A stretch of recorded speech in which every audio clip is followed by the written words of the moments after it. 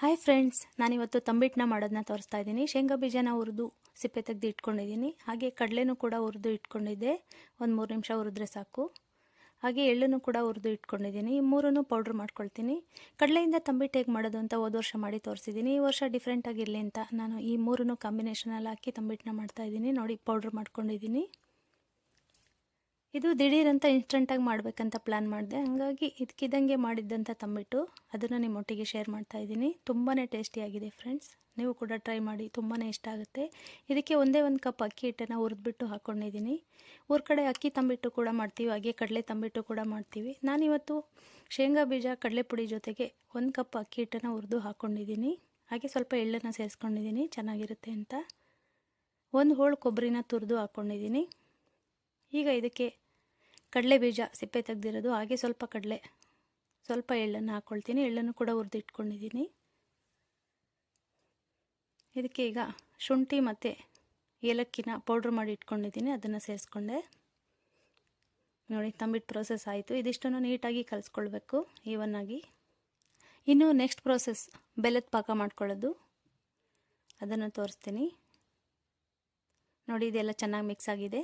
ಇದನ್ನು ಒಂದು ಕಡೆಗೆ ಇಟ್ಬಿಟ್ಟು ಈಗ ನಾನು ಬೆಲ್ಲನ ಕುಟ್ಟಿ ಇಟ್ಕೊಂಡಿದ್ದೀನಿ. ಆರ್ಗ್ಯಾನಿಕ್ ಬೆಲ್ಲ ನೋಡಿ, ಕಪ್ಪಿದ್ರೂ ಪರವಾಗಿಲ್ಲ, ಹೆಲ್ದಿ ಅಂದ್ಬಿಟ್ಟು ಆರ್ಗ್ಯಾನಿಕ್ ಬೆಲ್ಲನ ಬಳಸ್ತಾ ಇದ್ದೀನಿ. ಒಂದು 300 ಗ್ರಾಮ್ ಬೆಲ್ಲನ ಒಂದೇ ಒಂದು ಲೋಟ, ಚಿಕ್ಕ ಲೋಟ ನೀರನ್ನು ಹಾಕಿ ಕರಗಿಸ್ಕೊಂಡೆ. ಬಿಸಿ ಬಿಸಿ ಇರೋವಾಗಲೇ ಪಾಕನ ಅದರಲ್ಲಿ ಸುರ್ಕೊಳ್ಬೇಕು. ಬೆಲ್ಲನೂ ಕಪ್ಪು ಮತ್ತು ಕರಿ ಎಳ್ಳೆಲ್ಲ ಹಾಕಿರೋದ್ರಿಂದ ತಂಬಿಟ್ಟು ಕಪ್ಪುಗೆ ಇದೆ, ಆದರೆ ಟೇಸ್ಟು ಸೂಪರ್ ಆಗಿದೆ. ಬರೀ ಕಡಲೆ ತಂಬಿಟ್ಟನ್ನು ಹೇಗೆ ಮಾಡೋದು ಅನ್ನೋ ಲಿಂಕ್ನ ಹೋದ ವರ್ಷದ ಇದಕ್ಕೆ ಲಿಂಕ್ ಮಾಡಿರ್ತೀನಿ, ಬೇಕಿದ್ರೆ ನೋಡ್ಕೊಳ್ಬೋದು. ಬಿಸಿ ಬಿಸಿ ಇದೆ, ಸ್ವಲ್ಪ ನೋಡಿಕೊಂಡು ಉಂಡೆ ಕಟ್ಕೊಳ್ಬೇಕು. ಪೂರ್ತಿ ತಣ್ಣಗಾಗಕ್ಕೆ ಬಿಟ್ರೂ ಪದೇ ಪದೇ ಪಾಕ ಹಾಕ್ಕೊಳ್ಬೇಕಾಗತ್ತೆ. ಉಗುರು ಬೆಚ್ಚ ಇರೋವಾಗಲೇ ಕಟ್ಕೊಳ್ಬೇಕು. ಹಾಗೆ ಪುಡಿ ಪುಡಿ ಇದ್ದಾಗ ಪಾಕನ ಮತ್ತೆ ಸ್ವಲ್ಪ ಹಾಕ್ಕೊಂಡು ಕಟ್ಕೊಳ್ಬೇಕಾಗತ್ತೆ. ನೋಡಿದ್ರಲ್ಲ ಫ್ರೆಂಡ್ಸ್, ತಂಬಿಟ್ಟು ಮಾಡೋದು ತುಂಬಾ ಈಸಿ. ಅಂದರೆ ಮಾಡಲಿಕ್ಕೆ ಎಲ್ಲ ಐಟಮ್ಸನ್ನು ರೆಡಿ ಇಟ್ಕೊಳ್ಳೋ ಅಷ್ಟರಲ್ಲಿ ಯಾರಪ್ಪ ಮಾಡ್ತಾರೆ ಅಂತ ಅನಿಸುತ್ತೆ. ನೋಡಿ, ಎಲ್ಲ ಐಟಮು ರೆಡಿ ಇಟ್ಕೊಂಡ್ಬಿಟ್ರೆ ಫಟಾಫಟ್ ಅಂತ ಆಗುತ್ತೆ ತಂಬಿಟ್ಟು.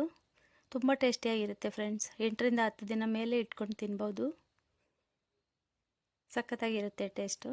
ನೋಡಿ, ಇದೇ ರೀತಿ ಎಲ್ಲ ಉಂಡೆಗಳನ್ನ ಕಟ್ಕೊಳ್ಬೋದು. ನೋಡಿ, ಎಷ್ಟು ಉಂಡೆಗಳಾಯಿತು. ಡೈಲಿ ತಿನ್ನಲಿಕ್ಕೆ ಚಿಕ್ಕದಾಗಿ ಕಟ್ಟಿದ್ದೀನಿ. ಹಾಗೆ ದೇವ್ರ ಪೂಜೆಗೆ ಪ್ರಸಾದಕ್ಕೆ ಅಂತ ಒಂದು 5 ಕಟ್ಕೊಂಡಿದ್ದೀನಿ ದಪ್ಪ. ಹಾಗೆ ಕಡಲೆ ತಂಬಿಟ್ಟನ್ನು ಕೂಡ ಹೇಗೆ ಮಾಡೋದು ಅನ್ನೋ ಲಿಂಕನ್ನು ಇದರಲ್ಲಿ ಆ್ಯಡ್ ಮಾಡಿರ್ತೀನಿ, ನೀವು ನೋಡ್ಕೊಳ್ಬೋದು ಫ್ರೆಂಡ್ಸ್. Thank you.